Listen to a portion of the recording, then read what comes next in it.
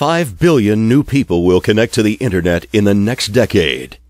And with this mass adoption, the world's population will, in one generation, have gone from having virtually no access to unfiltered information to accessing all of the world's information through a device that fits in the palm of the hand.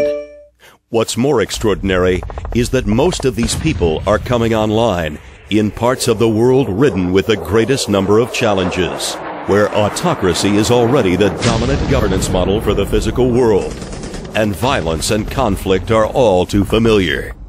So what will adding these 5 billion new people to the virtual world mean for our future?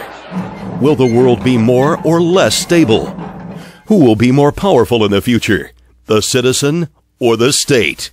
Will technology make terrorism easier or harder to carry out? What is the relationship between privacy and security? And how much will we have to give up to be part of the new digital age? Despite the many challenges that await us in the future, there are certain known benefits that we will all experience. At every level of society, connectivity will continue to become more affordable and practical in substantial ways. People will have access to ubiquitous wireless internet networks that are many times cheaper than they are now, will be more efficient, more productive, and more creative. In the developing world, public wireless hotspots and high-speed home networks will reinforce each other, extending the online experience to places where people today don't even have landline phones. Societies will leapfrog an entire generation of technology. Eventually, the accoutrements of technologies we marvel at today will be sold in flea markets as antiques, like rotary phones before them. And as adoption of these tools increases, so too will their speed and computing power. The promise of exponential growth unleashes possibilities in graphics and virtual reality that will make the online experience as real life, or perhaps even better. Indeed, the next moments in our technological evolution promise to turn a host of popular science fiction concepts into science facts. Driverless cars, thought-controlled robotic motion, artificial intelligence, AI, and fully integrated augmented reality, which promises a visual overlay of digital information onto our physical environment. Such developments will join with and enhance elements of our natural world. The vast majority of us will increasingly find ourselves living, working, and being governed in two worlds at once.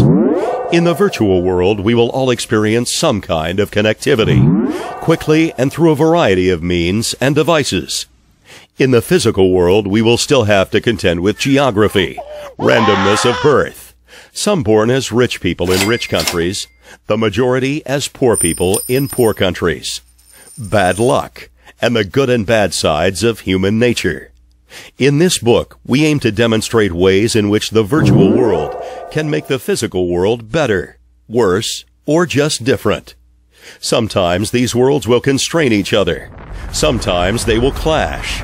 Sometimes they will intensify, accelerate, and exacerbate phenomena in the other world, so that a difference in degree will become a difference in kind. What does all this change mean for the 195 nations on Earth? They will have to practice two versions of their domestic and foreign policies. One for the physical, real world, and one for the virtual world that exists online. These policies will appear contradictory at times.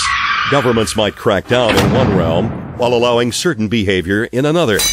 They may go to war in cyberspace, but maintain the peace in the physical world. But for states, they will represent attempts to deal with the new threats and challenges to their authority that connectivity enables. In a world where everyone is connected, how will people be impacted by a world that is both physical and virtual at every level?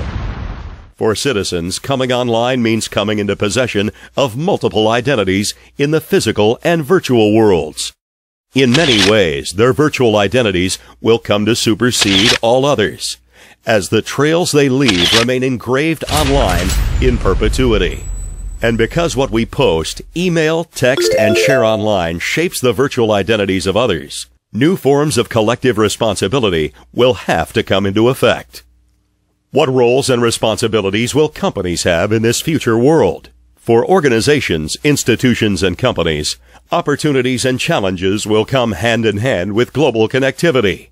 A new level of accountability, driven by the people, will force these actors to rethink their existing operations and adapt their plans for the future, changing how they do things as well as how they present their activities to the public. They'll also find new competitors, as widespread technological inclusion levels the playing field for information, and therefore opportunity. And technology companies will find that they will inherit an entirely new set of challenges and issues, along with billions of new users. Every challenge in the world, even the thorniest and most controversial ones, will become relevant to their business. In the future, no person, from the most powerful to the weakest, will be insulated from what in many cases will be historic changes. What challenges await us?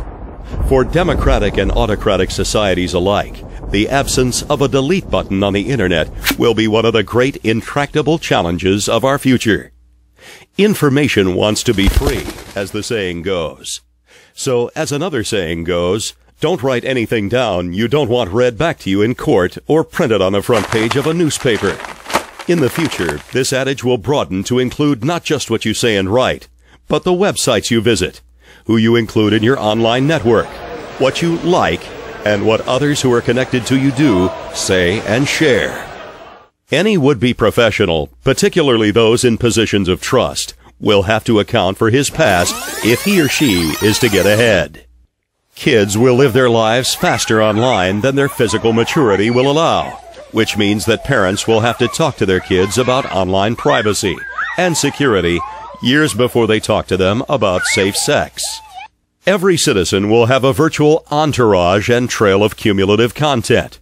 As such, online identity will become such a powerful currency that we will see the explosion of an industry designed to provide a corporate answer to identity management, an avalanche of laws designed to protect identity, and excuse content posted before someone's 18th birthday for later in life. And we may even see the rise of a new black market, where people can buy pre-made real or invented identities. Citizens and violent criminals will all find the prospects of black market identities attractive, since the false identity that could provide cover for a known drug smuggler could also shelter a political dissident. The identity will be manufactured or stolen, and it will come complete with backdated entries and IP, Internet Protocol, activity logs, false friends and sales purchases, and other means to make it appear convincing. In democratic countries, corruption, crime, and personal scandals will be more difficult to get away with in an age of comprehensive citizen engagement. In repressive societies, what little privacy existed before will be long gone, because the handsets that citizens have with them at all times will double as the surveillance bugs regimes have long wished they could put in people's homes. Technological workarounds will protect only a distinct technically savvy minority, and only temporarily. Just as bad dictators sitting on natural wealth exchange their resources for weapons to exert control in the physical world, so too will these same dictators make an exchange for virtual weapons of surveillance in the digital version of an arms trade. While there will be less autocracies in the world, those with the means can buy a police state 2.0. With so many tools in the hands of so many people, what will we do to each other? Never before have we been so aware of so many conflicts around the world. The accessibility of information about atrocities anywhere, the stories, the videos, the photos, the tweets, can often make it seem like we live in an exceptionally violent time. But as the newspaper adage goes, if it bleeds, it leads. What has changed today is not how many conflicts there are, but how visible they've become. However, the big change in our future will be the opening of a cyber front to every conflict. We may see the first online ethnic cleansing as states target a specific ethnic minority, filter their online content, intercept their online payments, slow their internet connection, and infect their computers with malware. Terrorists, too, will increasingly look to open a virtual front as traditional violent extremists team up with criminal hackers. Virtual kidnappings, stealing the online identities of wealthy people, anything from their bank details to public social network profiles, and ransoming the information for real money will be common. Rather than keep and maintain captives in the jungle, guerrillas in the FARC or similar groups will prefer the reduced risk and responsibility of virtual hostages. Terrorists and criminals will use everyday drones purchased at toy stores to make aerial improvised explosive devices or the new IEDs. Their use of everyday drones for attacks and smuggling could result in a conflict between military and civilian drones on the Afghanistan-Pakistan border, or perhaps even the U.S.-Mexico border. For terrorists and cartels alike, the most important question of the future will not be who is their charismatic leader, but rather, who is their chief technology officer? We may even see the world's first drone strike against a cyber terrorist. But, for all the advantages that it may seem terrorists and criminals gain from technology, the future will be more disruptive to them than we think. It's hard to imagine extremist groups operating out of caves in Tora Bora constituting a cyber threat. But as connectivity spreads throughout the world, even remote places will have reasonable network access and sophisticated mobile handsets. If they are connected, they're leaving some kind of digital footprint, and the room for error becomes far greater. Any mistake made in their personal or professional activities will be captured, time-stamped, and geolocated in a way that could lead to the dismantling of an entire network. But while these challenges are real, the ultimate result of 5 billion new people coming online is positive. As we look into the future, its promises and its challenges, we are facing a brave new world, the most fast-paced and exciting period in human history. We'll experience more change at a quicker rate than any previous generation. And this change, driven in part by the devices in our own hands, will be more personal and participatory than we can even imagine. In the future, computers and humans will increasingly split duties according to what each does well. Information technology will be everywhere, like electricity. It will be a given, so fully a part of our lives that we will struggle to describe life before it to our children. When exposure meets opportunity, the possibilities are endless. What is the best thing to do to improve our quality of life when this happens? We cannot eliminate inequality or abuse of power. But through technological inclusion, we can help transfer power into the hands of individual people in ways that will provide unprecedented opportunity to curb autocracy, prevent violence, and further human progress. But how do we do it? Find out on April 23rd.